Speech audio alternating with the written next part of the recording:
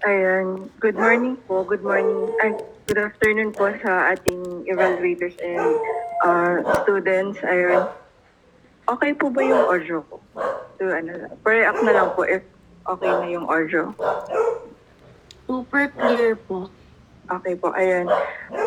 Welcome po sa demo teaching ng Values Education Majors. And then, to introduce lang po and give a quick background, ang Values Education Majors po ay nagkakaroon ng subject na Values Integration kung saan ang mga Values Education Majors po ay kumukuha ng ibang subject areas na pag-i-integrate ng values. So mag-i-integrate po kami dito ng values, and because we believe, our major believe po na every teachers should be and are values education teachers. And then we are here din po to offer our guide and our knowledge to how to integrate values in different subject areas. Thank you. And then our teacher po ngayon ay si Miss Jerica Bakwal.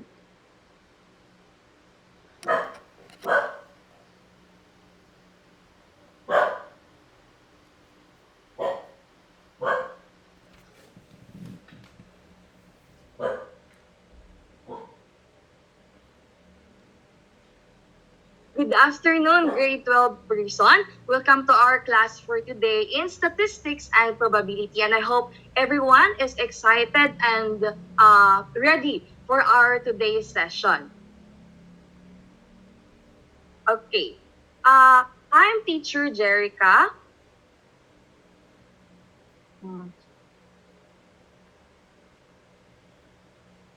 Hello, I'm teacher Jerica, and I will be your facilitator for today's discussion. I will be your teacher, but at the same time, I am your facilitator for our today's discussion. And to start our class for today, let's put our minds in the presence of the Lord, and teacher will read the prayer. So let's all put our minds in the presence of the Lord. Today, may we be guided by clarity and wisdom as we explore another topic of statistics and probability. God, may you give us strength and open our hearts and minds in understanding our lesson for today, and also help us build friendship and collaboration within our class throughout our session for today. Yeah. Amen. Okay. I know that you know already, and I hope that you will remember our classroom rules for this class. For my class, we have AHA. Let's always remember the classroom rules AHA. First is always be attentive. So I encourage everyone to always pay attention and stay focused during our lessons. Next, always be helpful. Always be kind and ready to help others when they need it, because I know that some of the topics that we have here in statistics and probability is challenging. So I encourage everyone to help our classmates or their classmates in a proper and right ways, especially when they need it. And next is I encourage everyone to actively participate and engage in our class discussions and every activities that we have for today's lesson. Is that okay? Can I receive a thumbs up? Thumbs up. Ayan. Okay, can I receive a thumbs up for everyone? Okay, I hope that you keep in mind these classroom rules. And now, because we are in a synchronous class, our modality for today is online. So I just also have a few asynchronous class reminders. So first, always keep your cam open or always keep your cam on. I want to see your faces, the handsome and beautiful faces of my students. And this is also an indication to show that you're present in my class. And the next, always mute your mic, especially when not speaking, to avoid background noise. But if you have insights, if you want to share something, you can use the reaction button. You can raise your hands. You can use the raise hand button, and also you can comment in the chat box your agreements and appreciation, insights, and anything that you want to say during our discussion. Ayan. Okay, I hope that everyone is with me. Okay. Um, Now, to know that everyone was reminded by our classroom rules and classroom reminders, I want to see everyone in our chat box. I want everyone to type AHA plus their surname. For example, mine is AHA Bakwal. Okay? This will also serve your attendance for today class. So please comment in our chat box AHA plus surname. So I also will know that you understand and you are reminded by our classroom rules and class reminders. So can I see some, ayan, please comment in our chat box, AHA plus surname, your surname. This will also serve your attendance for today's session. So I see now, Rogelio. Aha, Rogelio, okay, Rogelio is present. How about the others? Aha, Monson. Okay, how about the others? Ayan, let's wait for the others while they are still typing. So this one, it's okay. It's okay, Justin. It's okay. Just type your name in the comment box. Aha plus your surname, and this will serve your attendance for our session for today. Ayan. How about the others? Ayan. Aha, magbitang. Okay. How about the others? Okay. Just comment in our chat box the AHA plus surname. This will serve your attendance. Okay. So now, let's try to wait for the others. 1 minute more to wait for the others to comment their surname, AHA plus surname in our chat box. Again, I remind everyone that this will serve as your attendance for our today's session. Okay? Okay, we have now Rogelio, Monson, Magbitang. How about the others? How about the others? Ayan. Okay, so just in case na nagkakaroon ng internet connection yung iba nating kaklase, no, kasi nasa online setup tayo, just comment lang sa ating chat box ng AHA plus surname. Okay, I see now, we have na Rogelio, Monson, Magbitang, and Larit. Okay, now, I also want us to utilize our chat box to review what did we learn from our last topic. So our topic, we also talk about statistics and probability in our last topics. We talk about estimation and what are the parameters in estimating. So I want to see comments or can anyone raise their hand? What did they learn from our last topic by starting with the statement, I learned that. Okay, we can utilize our chat box, and at the same time, you can also raise your hand. Okay, just raise your hand. I learned that. Okay lang, kahit one sentence, a little bit reflection, the importance of what we learned. Ayan, we can utilize our chat box, and also you can raise your hand. Yan. Let's see. Okay. Meron na ba? Meron na bang nag-comment sa ating chat box or nag-raise ng ating hand? Raise hand button. Ano yung natutunan nyo sa ating lesson last week, diba? We talk about statistics and then the importance of the statistics, the importance of estimation, estimating. Ayan. Sige. Ayan, okay, from Munson, I learned that statistic is very important in daily life to estimate parameters of certain population. Ayan. Okay, so the importance of statistic no in estimating a certain population. That's very good. Okay, we also have Magbitang. I learned that estimation is important and can be used in daily life. Ayan, totoo. Sobrang importante ng estimations in our daily life and in all aspects of our life kasi alam ko naman na ginagamit natin, 'di ba? Nag-estimate tayo ng pera and yung mga surveys, yan ay example ng ating estimation. Ayan, so nakita ko na madaming natutunan from our last topic. So now, to add more about what we've learned last time, so dagdagan naman natin yung kaalaman natin from last time, no? I have here an activity. So it is called Estimating with Confidence. So can anyone read our screen, the mechanics of our first activity for today? Can someone raise their hand? Okay, Jocelyn? Activity estimating with confidence for mechanics. Number 1, the task is to make a range of predictions or estimation about the total number of ping pong balls inside the jar.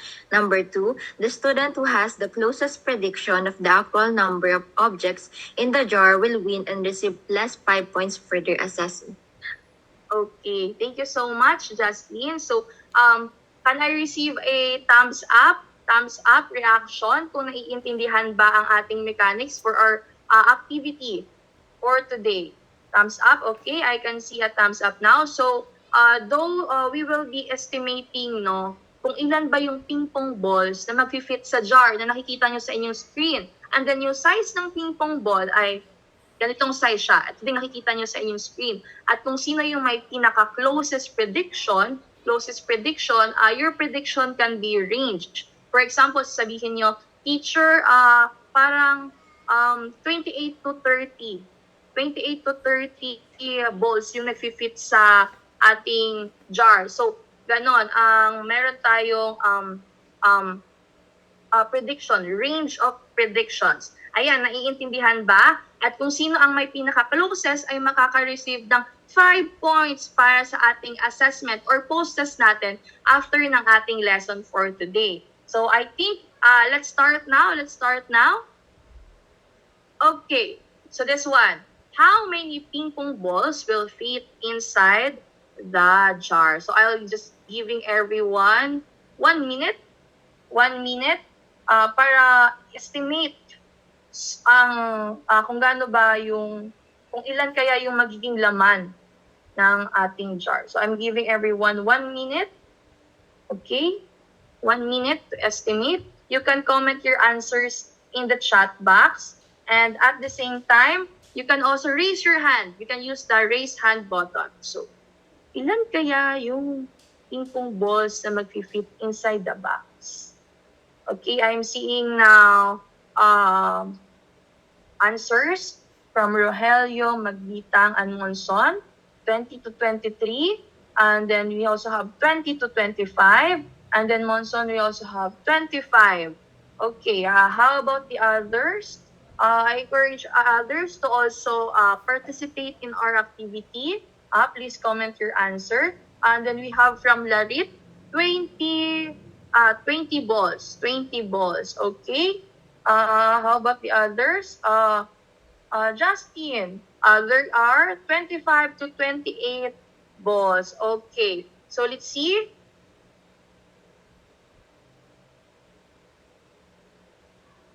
Ayan, are you ready to know kung ilan ba ang mag-fit na ping pong balls inside the jar? And sino ba ang makakakuha ng 5 points para sa ating assessment later, okay?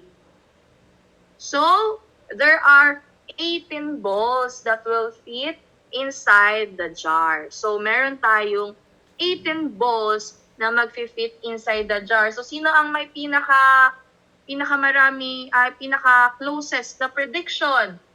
Ayan, so, meron tayong 3. Si Rogelio, Magbitang, and Larit. Ayan, can I receive a heart reaction from the class? Heart reaction. Ayan. Okay, so meron tayong 18 balls. So, ang mabibigyan natin ng plus 5 points sa ating assessment mamaya ay si Rogelio, si Magbitang, and si Larit. Okay, so just remind teacher later the +5 points for your assessment. Now, I have few questions for all of us from this very short activity. For very short activity lang na nag-estimate tayo kung ilan ba yung ping-pong balls na mag-fit inside the jar. So, my first question for all of you is, what were your insight while doing the activity? Or ano ba yung naging insights natin nung ginawa natin yung activity or nung tiningnan natin yung, nung nag-estimate tayo kung ilan nga ba yung ping-pong balls na mag-fit dito sa ating jars. Ayan. Aside from Justin, meron pa ba? How about si Rogelio? Rogelio, ayan. Can you open your mic and also open your camera if possible? Ayan, my question is, ano yung insight? What insights did you gain while doing our activity? While nung ginawa natin to activity natin to? Ayan, you can open your mic. Ayan. Ayan, teacher, yung estimation po is somehow can be a fun activity and makaka-help po siya, katulad po na sinabi ko kanina, in making a well-informed decision making. Ayan, thank you so much. So this activity daw, according to him, is fun. So yung estimation ay hindi lang siya, pwede natin siyang gawin as something fun. Okay, so my next question would be, on a scale of 1 to 100, how confident were all of you that your range of prediction is correct? Gaano kayo ka-confident na yung range of prediction nyo kanina habang tinitingnan nyo yung jars, yung prediction niya, correct ito, tama ito, and bakit? Okay, we have Jocelyn. As for me, teacher, since I am competitive, since I want the +5 points, talagang binilang ko po, tinry kong i-fit sa mind ko yung mga ball. And I think, nakatulong din po, sabi ko, I need to be wise for this kasi I want the +5 points, teacher. It's a big plus. So, talagang 18 ba? Tinry ko, teacher, na ilagay. So, I'm confident like 95% po. Ayan, okay. So si Justin ay 95% confident sa kanyang estimation kanina. How about the others? Si Larit. Ayan, nandito ba si Larit? Ayan, can you open your mic and also your camera? Ayan, okay. So siya ay nag-comment sa ating comment section. Ang sabi niya ay, I use the jar with one ball at the left side as my baseline so that I can estimate the number of balls that can fit inside the jar on the right. And then, he is 98% sure. So, 98% sure siya. Kanya si Justin ay 95% ang kanyang confidence level sa pag-estimate. And then, si Larit naman ay ang 98%. Ayan, very good, very good. Ayan, ngayon naman, in doing the activity, what kind of trait help you to willingly consider a range of predictions, the range of predictions? What trait help you para ma-consider na, okay, this will be my decision that the range, that my prediction or estimation, kung ilan ba yung number ng ping-pong balls na mag-fit inside the jar is from ganito to ganyan. So, what trait help you para makapag-estimate, makapag-predict kung ilan ba yung number of ping-pong balls inside the jar? Okay, so how about, let's call Justin. Si Justin. Yan, let's call Justin. Is Justin here? Ayan, you can open your mic. Si Justin. Ayan, okay, nag-iisip pa si Justin. Okay, how about the others? Okay, just take your time para mag-isip kung ano ba yung kanina nung in-estimate ko yung kung ilan ba yung ping-pong balls na mag-fit inside the jar. Ano kaya yung trait na talagang kinonsider ko na lumabas sa akin para ma-willingly consider na yung prediction kung ilan ba yung ping-pong ball sa jar ay from ganito to ganyan. Okay, so we have Monzon. Yeah, we have Monzon first. Okay?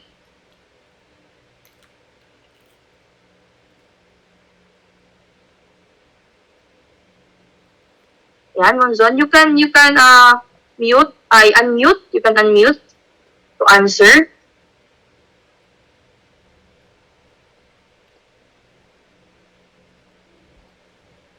Ayan, okay. So, hindi niya ma-open ang kanyang mic. Okay. Okay. So, it's okay. You can comment your answer in our comment box or our chat box.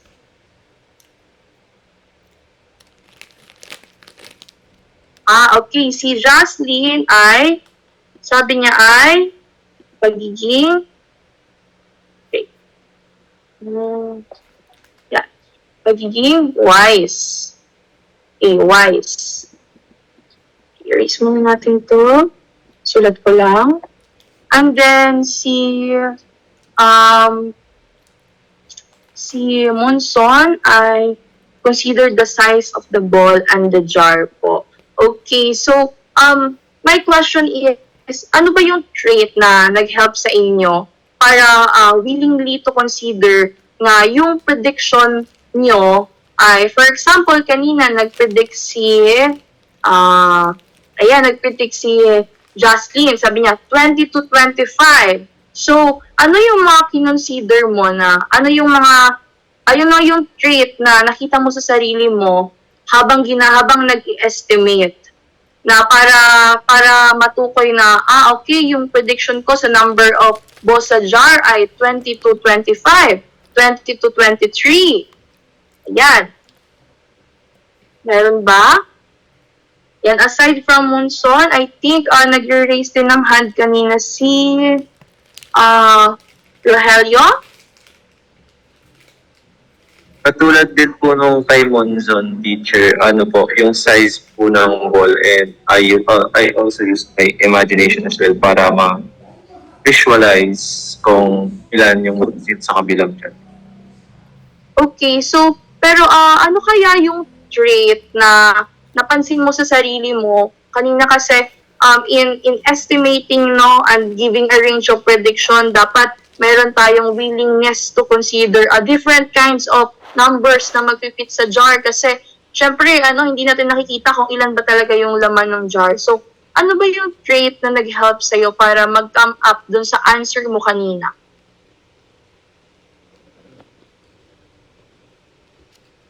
Ayan. How about the others? Sabi ni Justin kanina, wise.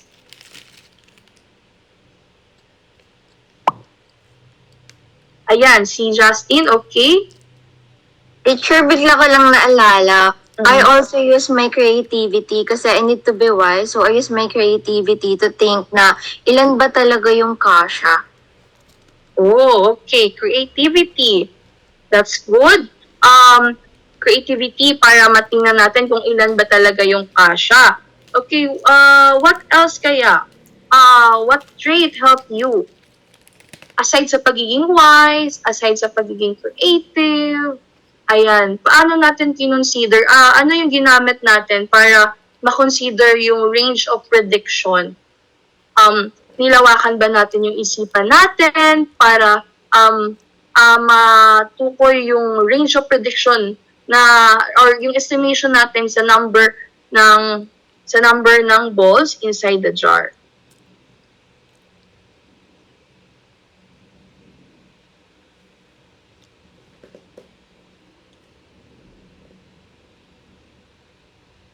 Kanina wise, and then we have also creativity, and then sabi naman ni Monson, consciousness. So kung itong consciousness, if it can be translated into a trait, ano kayang klaseng trait ito? If this consciousness, ayan, okay. So sabi ni Jocelyn, she let her mind to be open-minded. Okay. Open-minded in terms of pagiging open sa range of prediction kung ilan ba talaga, kasi what if dinaya ko pala kayo dun sa tawag nito, sa balls, kung gaano kalaki yung size ng balls, just to test you, kasi this is it's like a challenge, 'di ba? So it is an open-minded then, and then meron tayong kino-consider ng mga consequences, and then that's it. And then ayan, wise and also creativity. Also sabi niya na I need to be wise, so I use creativity, and in order for her to be creative, naging open-minded siya. Okay, so that's right.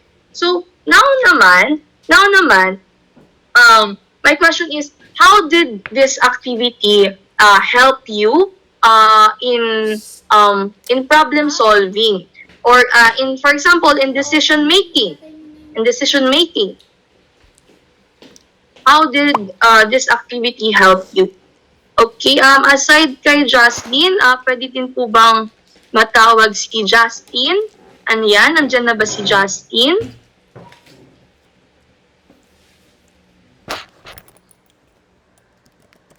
Yan, si Justin. My question is, how did this activity help you to be more help you or your approach sa problem solving, or when it comes to decision making? Diba, ginawa natin kanina is nag-decide tayo kung ilan nga ba talaga yung laman, ilan ba talaga yung estimation ko. So did this activity help you in a way? Ayan, naging mas maingat siya sa problem solving and also decision making, kasi nga gaya nga ng sinabi ni Justin kanina, kailangan open-minded tayo, and para maging open-minded din tayo, kailangan natin maging maingat. Okay? Next questions that I have is that in order for you to improve your ability to estimate, ano yung mga approaches kaya na pwede mong gawin sa sarili mo para ma-improve pa yung ability to accurately estimate? Ayan, to accurately estimate. Ayan, okay, aside kay Jocelyn, balikan natin how about Larit? Ayan. Ayan, sabi niya, mas magiging observant pa siya. So also, it is very important to na mag-observe para magkaroon tayo ng accurate estimation and accurate prediction ng gaya na ginawa nating activity kanina. Aside from doon, ano pa yung mga strategy or ano pa yung mga pwede nating gawin? Yan. Okay. Ayan, si Justin. Thank you, teacher. Second for me is to be open to exploration, since I think you cannot be really perfect the prediction or estimation since it varies po. But by doing so, at least kahit pag tinatry mo po, at least mas nagiging malapit, and at some point, magiging accurate din siya. Not perfect, but through time, we can practice or ma-practice po natin on how to do it somehow accurate.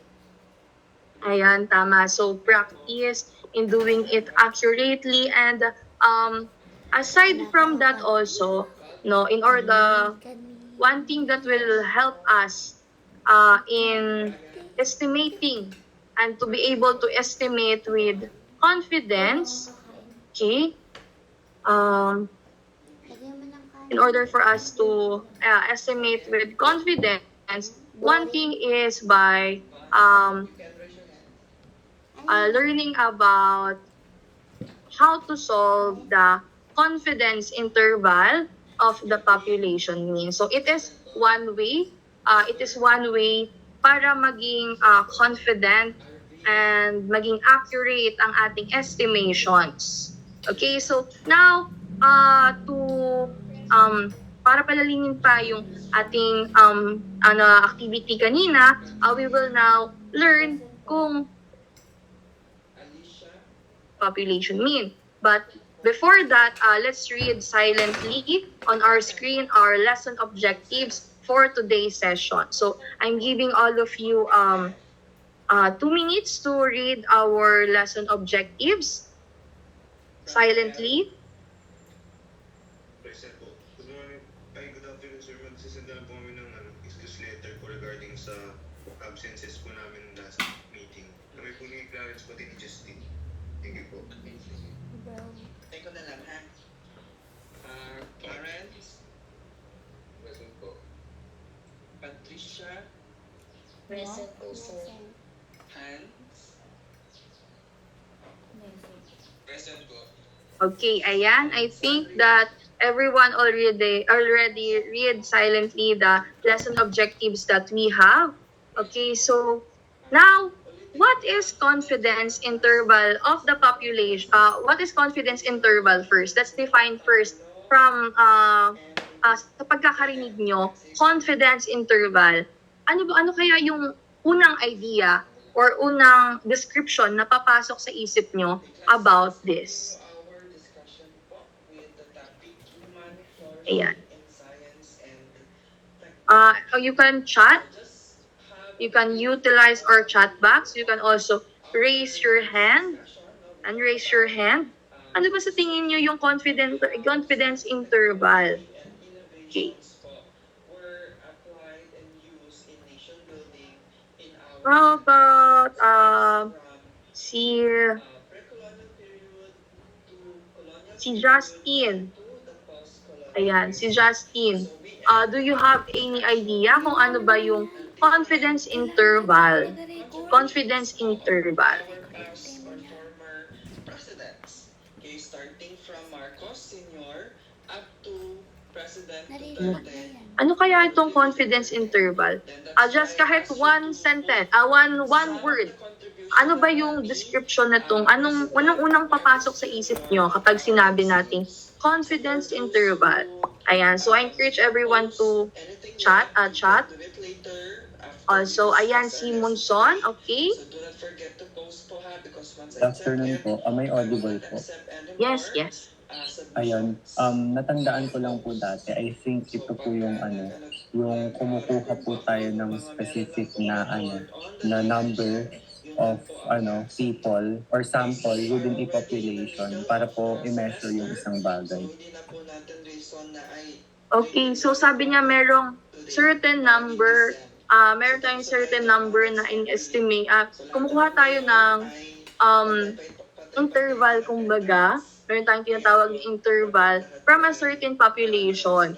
So, meron tayong population na i-estimate and then titingnan natin kung ano ba yung mga problems and magkakaroon tayo ng range of prediction and estimation regarding that specific population and the problem itself.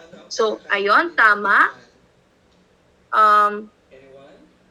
Ayan. So, a confidence interval is a method for estimating the average or the mean of a large group based on a smaller group that may be measured. So, I can give you an example of this is yung mga survey or yung mga researches na ginagawa natin, no? At ginagawa ng mga professors, ng mga teachers, and outside, wherein, halimbawa, they are researching about a certain religion. So, the religion is Catholic. Siyempre, hindi naman nila makukuha yung datos ng lahat ng Catholic sa buong Pilipinas. So, magkakaroon lang sila ng certain population, halimbawa sa Manila, at yun lang yung i-estimate nila. So, yun lang yung group or large group. From a large group, yun lang yung smaller group from Manila na may religion na Catholic. Yun lang yung i-estimate nila. So, that is the goal of confidence interval. And then, now naman is, ano kaya yung population mean? Meron ba tayong idea? What is population mean? Sige, yes.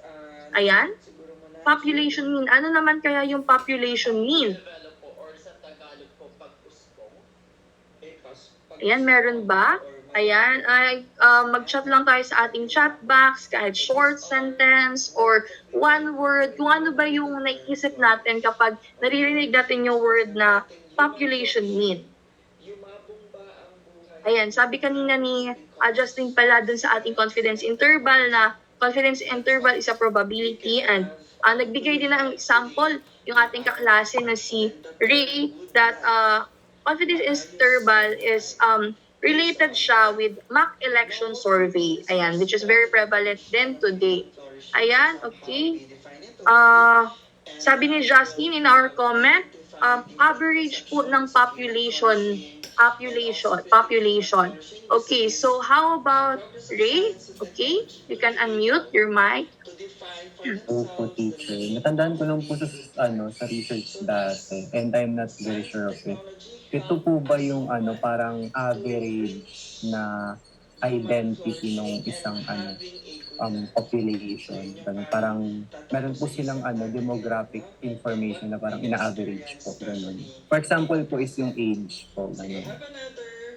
Ayun, tama. So, meron tayong specific population, meron kasing sabihin natin na ang Pilipinas ay isa tayong malaking population, but yung population dito sa Pilipinas, meron siyang different characteristics based on religion, socio-economic income, based on estado ng buhay, socio-economic. So kapag sinabi natin the Filipinos, so isang population siya. Okay? And then, when we say about population mean, ayun, tama. Yun ay isang average score of a certain population. So, kumukuha tayo ng sample group from a population. And then, ito din ay ginagamit natin. Ito ay isa sa mga mahalagang aspect ng confidence interval, no? And then now, meron din tayong tinatawag na confidence level. So, itong confidence level, just like sa example nyo kanina sa question ko na kung gaano kayo ka-confident sa pag-estimate nyo kanina, sinabi ni Justin is 95%. Si Larit naman, sinabi niya 98%. So, that are example of confidence interval. So, in solving a confidence interval, no, we uses confidence level. So for example, I am 90% sure that I'm using 90% confidence level in solving a problem and with this specific population, halimbawa yung population ng religion. So meron tayong ginagamit na confidence level, 90%, 99%, 99.9%, 96%, and yun ang ginagamit natin sa pagsosolve ng confidence interval of the population mean. And then, this is now, after we nalaman natin kung ano ba yung confidence interval, what is population mean, and then isa sa pinakamahalagang aspect is yung confidence level, we will now delve in sa pinaka-important part ng ating lesson, which is how to solve confidence interval of the population mean. So, this is our formula for confidence interval. Pwede nyo siya i-screenshot. Screenshot nyo siya kasi magagamit natin siya later para kapag sa mga activities natin. And then, pwede nyo din i-copy. Copy natin to para mas tumatak sa isip natin yung formula na ginagamit in solving confidence interval involving a population mean. So, the CI, nakita nyo yung CI here, itong CI, this refers to the confidence interval. And then yung X, and then meron siyang horizontal line sa taas. Yan naman ay for the population mean. And then yung plus, yan yung plus at yung minus, nakita nyo? Plus and minus, yan ay tinatawag na upper bound, yung plus, and then lower bound, or positive negative. Ito ay ginagamit natin sa pagsosolve ng confidence interval. The Z is what we call the critical value of confidence level. Yung sinabi ko kanina, meron tayong mga confidence level for example, 90%, 95%. So, meron siyang kaangkupan or ano ba tawag nito? Meron pa siyang critical value. And then for the S, yung nakita niyo sa may taas, S over N. Ayan naman ay for our standard deviation. For our formula and our problem na pinag-aaralan natin today, the standard deviation is known na. So hindi na natin siya kailangan hanapin or resolve. And then the N would be the population size. So para talagang maintindihan natin kung paano ba i-solve itong confidence interval at para maintindihan natin kung ano ba itong confidence interval, ayan, meron tayong sample problem for today. So, can anyone read our sample problem for today? Ayan, si Justine, okay? Thank you, teacher. So, for our sample problem, a survey of 1,000 randomly selected Filipino workers found that the average monthly income is 20,000 with a standard deviation of 5,000. Estimate the 95% confidence interval for the true average monthly income of all Filipino workers. Ayan, okay. Thank you, Jazz. So, meron tayong 1,000 randomly selected Filipino workers. And then, nalaman na ang kanilang average monthly income na itong 1,000 Filipino workers na ito ay 20,000. So, gaya na sinabi ko kanina, in our problem for today, the standard deviation is known na. So, meron tayong standard deviation of 5% at ang ating i-estimate ay 95% confidence interval. Kukunin natin sa pamamagitan ng pag-solve ng paggamit ng 90% confidence interval, doon natin malalaman kung ano ba yung true average monthly income of the Filipino workers dito sa population na nakuha natin.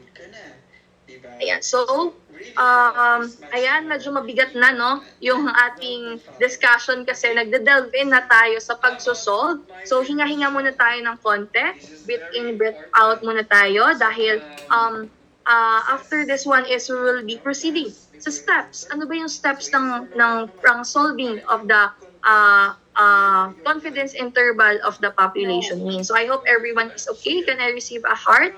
If okay pa tayong lahat. Ayan, okay pa? Kaya pa naman? Okay, kaya pa. Okay? Kaya pa ng lahat? Okay, let's proceed na. So first step ng ating pagsosolve ng confidence interval is we need to identify the given. Ano ba yung mga given kanina sa problem natin? So, sa problem natin kanina, meron tayong sample mean na 20,000. Ito yung average income, average monthly income ng Filipino workers. And then, ang ating standard deviation ay known na. Kanina, nabanggit din kanina na meron tayong 5,000 na standard deviation at meron tayong sample size, sample population ng Filipino workers na 1,000. So, ito ay small population. Kumbaga, itong 1,000, hindi pa ito yung overall population ng Filipino workers.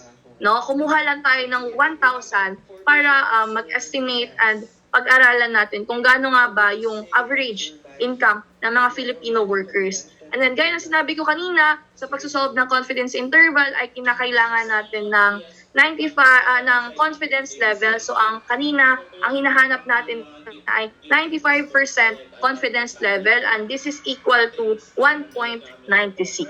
Okay? This is equal to 1.96. Okay, so now let's try to solve this one. And pwede niyong screenshot yung ating given. Kanina, sulat ko na din. Ayan, so makinig tayong lahat. So, teacher will be using kung nakita niyo iPad, kaya natingin ako sa baba para masulat ko ang ating solution at kung paano isosolve ang ating confidence interval of the population mean. So, first, ang ating ang ating formula. So, ilalagay ko muna ang ating formula. Yung formula is CI is equals to CI is equals to this one. This is the sample mean. Ayan. Sige. Sample mean. And then the positive, negative, or the upper and lower bound. And then we have the Z. The Z is the confidence level. Confidence level, which is 95% yung confidence level natin sa sample problem. And then next we have the S, the standard deviation. And then the population over the population. Ayan. Ayan, sige. Okay. Okay, so first ay ilalagay natin kung dahil confidence interval ang hinahanap natin, so CI equals. So yung X yung sample mean natin kanina, sample mean. Yung average income, siya ay 20,000. Yan, sorry, medyo mabagal. Okay, 20,000. And then, positive, negative. Then we have the Z value, which is 1.96 dun sa given natin kanina. 1.96. And then we have the standard deviation of 5,000. 5,000. Yung known na standard deviation natin kanina, meron tayong 5,000. Yan. 5,000. And our population is, ang ating population ay 1,000. Okay, so Jocelyn is raising her hand. Ayun. Thank you, Jerica. Okay, all together, please give Teacher Jerica a virtual clap. Now, let's proceed to our photo ops. May I call Teacher Jem? Good afternoon, everyone. Kindly turn on your cameras po, especially the participants and the evaluators for a quick photo opportunity.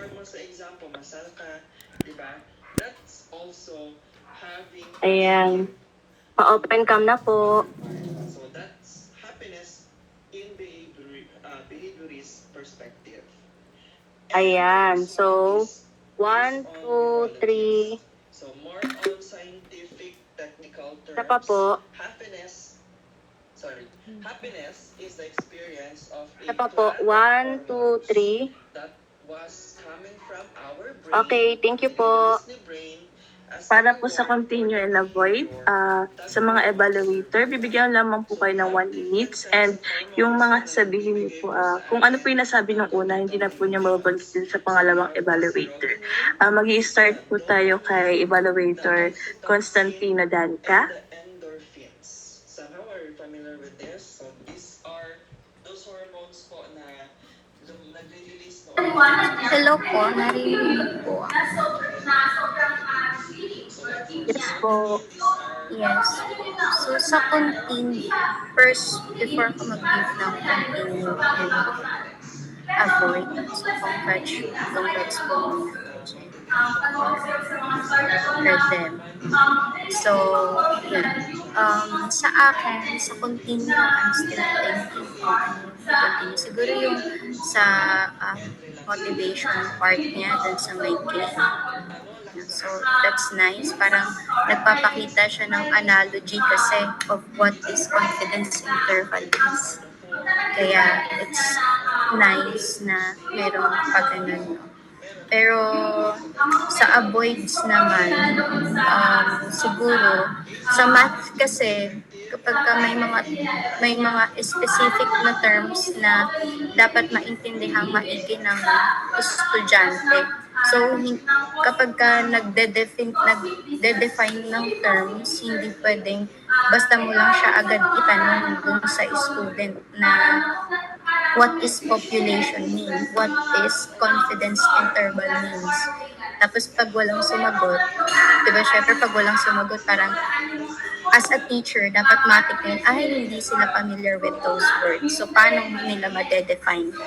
So, hindi mo siya pwedeng ulit-ulitin na anyone, sino nakakatanda, kung alin to, sino nakakatanda or kung alin yan. Kasi what if hindi pa pala nila talaga yun na e-encounter yung mga term na yun. So, yun, wag lang siya paulit-ulit na gano'n. Instead, ang pwedeng gawin, halimbawa, nag-ask ka what is population mean, pero hindi alam ng students kung ano yun. Pwede i-define mo muna what is population. Like yung population lang as in. Tapos, what is the definition of mean? Like yung mean lang as in. And then, we put it all together para makuha natin yung definition ng population mean. Hindi siya like paulit-ulit na itatanong mo what kung ano man yung term na yun. So yun yung dapat natin avoid. And then next, as a teacher, since you are demoing a math subject, kapag ka nag-present ka ng formula, you must know paano yun basahin. Like halimbawa, yung X, yung formula is CI is equal to X bar. Hindi X na merong horizontal line sa taas. Ganun. Hindi siya, as a teacher, dapat alam mo kung paano mo sasabihin yun sa kanila. Kasi paano pag tinanong mo na sa estudyante yun? Like, di ba kanina nag-start siya na parang kapag ka may kung ano natutunan last meeting. Paano pag sa susunod na araw, itatanong mo sa kanila ano yung formula to do that, sabihin din nila, X na may line, horizontal line sa taas, diba? So, dapat alam natin kung paano mo sasabihin yung formula. It is X bar. May bar sa taas. So, yun lang naman. Pero, may iba pa. Pero since meron ng 1 minute, siguro, stop na sa evaluation formula lang ako maglalakad. Thank you. So yun, thank you, Teacher Danica. Next for next evaluator, may I call Teacher James Calin. Diba? So hindi pwede magsabay. So pagka may absent pains, Hello, good afternoon sa inyong lahat, and of course kay Teacher Jerica. First of all ay congratulations, no? Naririnig ba ako? Okay, naririnig. So ayun, first of all congratulations kasi natapos yung demo. Maganda naman yung naging pakitang turo mo, no? So anong gusto mong mauna, continue or avoid? Avoid na po. Sige, sa avoid tayo mag-start. So mag-focus na lang tayo siguro sa mga sa mga value related kasi ibibigay natin yung mga content related na comments sa mga majors natin, no. So first tayo dun sa Chalk Talk. Medyo I would say unorganized yung Chalk Talk. Sasabihin ko sana sa continue na good na ni-utilize mo yung whiteboard ng Zoom. However, dahil medyo ngarag ka siguro, parang napifeel namin na ngarag ka, dun sa pagsusulat ng ng Chalk Talk mo, ganyan, might as well use typing na lang instead of writing it with your mouse, ganon. So para mas organize yung Chalk Talk, ganon.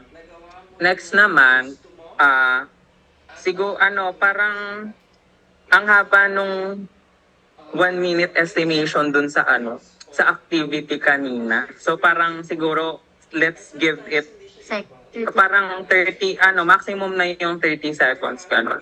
Yan.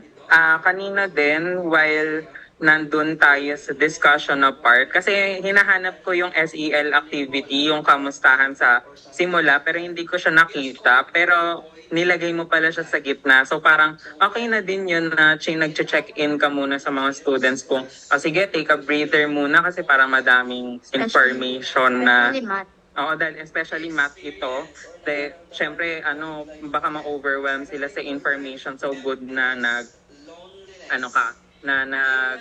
kumusta ka sa kanila. Ganyan. Ayun, parang naghalo-halo na pala no, nag-continue siya ka, nag-avoid na ako. Next is, wait lang, tingin tayo ng iba pa na very critical. how or when do you feel po yung void life na yan? Siguro talaga naman. Ayun, siguro yung pagbabasa. Ayun, yung kapag yung hinayaan ka na lang ng mga students na ikaw yung magbasa ng answers nila. So, instead of basahin mo, ang gawin mo, i-ask mo kung sino yung pwedeng mag-open ng mic nila. Like, okay, so nakikita ko, naglalagay or nagtatype na kayo sa chat box, baka pwedeng may magbasa ng mga sagot nila. Yung mga something like that. So, para hindi puro ikaw yung nagsasabi nung mga answers nila. Pero overall, goods naman yung naging discussion, naging flow, naiintindihan din naman yung mga concepts for me, naiintindihan ko naman yung mga concepts, maganda yung activity mo, very creative yung AHA na classroom rules, ganyan. Tapos creative din yung activity for me. So, ayun, overall, I'm congratulating you dahil natapos mo yung demo mo and that would be all for me. Thank you so much. Thank you, teacher. For the next evaluator, may I call Teacher John Joseph. Hello, magandang hapon sa lahat. Naririnig ba ako? Yes po. Alright, sige. Start tayo sa continue and avoid, then sa general comments ko siguro. Una, nagustuhan ko yung voice ni teacher, very authoritative but engaging sa mga students. Siguro sa danas na rin sa PT, no, kailangan talaga natin na may authority yung boses sa klase. Hindi sa online, pero mas mahalaga sa face-to-face na. Nagustuhan ko personally yung motivation kasi very engaging siya and connected siya sa mismong topic. Merong mga terms na talagang nilalapit na natin yung pinaka-topic natin mula din sa motivation, which is very good. The tech integration is also good. Nakita ko na very techy si teacher, no? So that's good. And then, let's go to avoid. Una siguro yung feelers. Siguro naramdaman ko nung una, medyo kinakabahan si teacher. Pero nung kalagitnaan na, medyo nawawala na yung mga feelers like, ayan. Tapos, siguro sa language, wala namang problema. Ayan, kasi allowed naman tayo mag-code switching when we teach mathematics. Wala namang problem yon. So, yeah, let's just feel free to use any language kung saan tayo mas comfortable to teach. And siguro ayun, kanina nakita ko na tinanong ni teacher yung students na what is confidence interval. Pero kasi this is a new topic sa kanila. Parang we are assuming that this is a new topic kasi nga ito yung lesson for the day. So instead na we directly ask students, maybe we could have an activity, maybe a word cloud, something like that, to ask students ng pakonti-konti, like what ano ba yung mga pumapasok sa isip mo kapag naririnig mo yung word na interval, something like that. Hinihimay-himay natin para mas maipasok natin yung pinaka-meaning ng topic na gusto natin i-discuss for the day. Okay, so doon tayo punta sa values integration. Nakita natin mahaba yung time ni teacher sa motivation kasi doon niya pinasok yung values, no, na gustong mapalabas dito sa topic na to, which is understandable. Okay. Nakita ko nag-struggle sa pagpapalabas ng values, which is open-mindedness based on the lesson plan. Siguro ang nakita ko is either first, yung processing question, hindi siya nagko-connect dun sa naging experience ni students, dun sa pinaka-values na gusto makuha ni teacher. Or pangalawa, siguro mas, what do you call this? May mas appropriate value na pwede tayong ma-integrate dito sa lesson natin. Siguro mas may expound pa siya nung co-practice teacher ko, nakasama ko din ngayon kasi the same kami na observation. That's it for my comments. Thank you. Thank you po, teacher. For our next evaluator, may I call teacher Kyle Cedric. Ayan, hello. Naririnig po ako. Yes po. Ayan, congrats agad kasi natapos mo na yung demo mo. Comments, sa continue is nagustuhan ko talaga yung energy ni teacher habang nagde-discuss kasi engaging siya pakinggan. Kung ako yung student, makikinig talaga ako.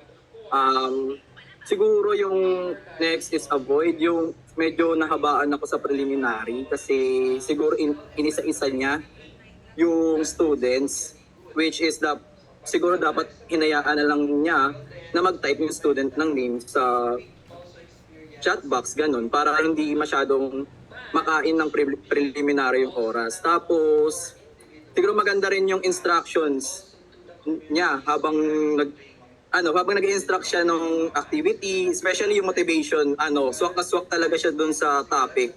And, ayun, maganda yung activity na yun, especially sa math, na dapat yung mga activity na sa math is nakikita talaga ng bata para mas ma-appreciate nila. Next is yung integration niya ng ICT. Maganda yun kasi makikita natin na alam ni teacher yung kung paano gamitin yung technology, especially pag nagtuturo ng math. Tapos, lastly sa continue, yung paggamit ng real-life examples. Ayan, kasi yung mga bata ngayon, mas ma-appreciate nila yung topic if alam nilang magagamit talaga sa buhay nila. Now, dun naman sa avoid, siguro same kay Teacher JJ na about sa motivation, medyo humaba dahil nahihirapan, siguro nararattle na siya na nahihirapan siya mag-ask ng question. Siguro, instead na tanungin kung anong trait yung meron sa student, siguro mas magandang tanungin natin yung students na medyo malayo yung sagot or medyo malayo yung estimation na kung ano ba yung naramdaman nila na yung sagot niya medyo maliit sa sagot ko. Anong naramdaman niya, kung okay lang ba siya sa sagot na yun, ganun. About naman sa content, siguro sa formula tayo, yung CI is equal to X bar plus Z o Z times ganon. Siguro dapat pinakita niya na lang yung formula since the terms or the symbols na meron dun sa formula na yun is already na-discuss na yun kasi yung X bar na yun is automatically meaning nun is mean. Kasi in statistics, yung meron tayong X bar, X na mayroon tayong mga nasa ibabaw ng X, meron tayong meaning doon. And alam na yun ng students, since grade 12 naman yung students na yun, pwede na lang natin tanongin na anong ibig sabihin na itong X bar na to. Tapos ayun, sasagot sila na mean. Para mas meron pang time si student na sumagot habang dinidiscuss mo yung formula. Ayun, congrats. Thank you, teacher. For the last evaluator, may I call Teacher John Saver. As we develop things surrounds us, human flourishing as well changes. Hello? May clear na po ba? Yes po. Ayan. So, ayun. Hello everyone. First of all, congratulations po kay teacher sa kanyang demonstration po, no? And talagang na-pick yung interest ko kasi sa stats about confidence intervals. So, I'll start with the continue po. Continue is, maganda yung use niya ng mnemonics, no, to establish the rules sa classroom niya. So, maganda yun. And then, may narinig akong part na, how about the others? So, at least na, tinatry na i-collect yung sagot ng mga students niya. And then, ano pa mga di pa nasabi dito? Ayun, so, maganda rin na nagbigay siya ng moment para bigyang meaning yung sagot ng students para talagang sabihin na, ito yung sagot ng student, diba? Kasi sa open-mindedness, diba? Nag-explain ka pa na parang nagdadala na idea mo with the students' answers. Okay? And then, dun tayo sa avoid. Napansin ko dun sa motivation na kasulat, how many ping pong balls will fit inside the jar? And then yung nasa picture is tennis balls. So, Ayun yung napansin ko nung una. And yun sa PowerPoint. Ayun. And then, dun sa formula naman, I think mas maganda sana kung in-explain mo yung elements dun. Kanina nasabi dun sa population, di ba, sa symbol. Ako naman, dun sa positive and negative. Why is there a positive and negative? Dun sa confidence interval. Kasi di natin malalaman yung that would be helpful for the answer CI, di ba? And then, isa pa akong nakalimutan eh. Ayun, dun sa Z. Kasi na-mention lang ata yung sa value of Z dun sa given, kaso walang medyo in-depth na bakit yun yung Z, bakit 1.96, saan nang galing yun. So pwede siya sanang balikan dun sa Z table, tsaka dun sa normal distribution. And then, ayun, avoid not placing the references of definition in the slide. So, mas maganda sana kung may references dun sa slide. Ay, yung definition na to ay nanggaling sa ganito. And then, ayun, last one na lang, is equals to. Pinarinig ako is equals to. So, maganda mo naman sinabi na is equal to, kaso nung sumunod na may is equals to na. So, ayun lang. But overall, you did well and congratulations po. Thank you,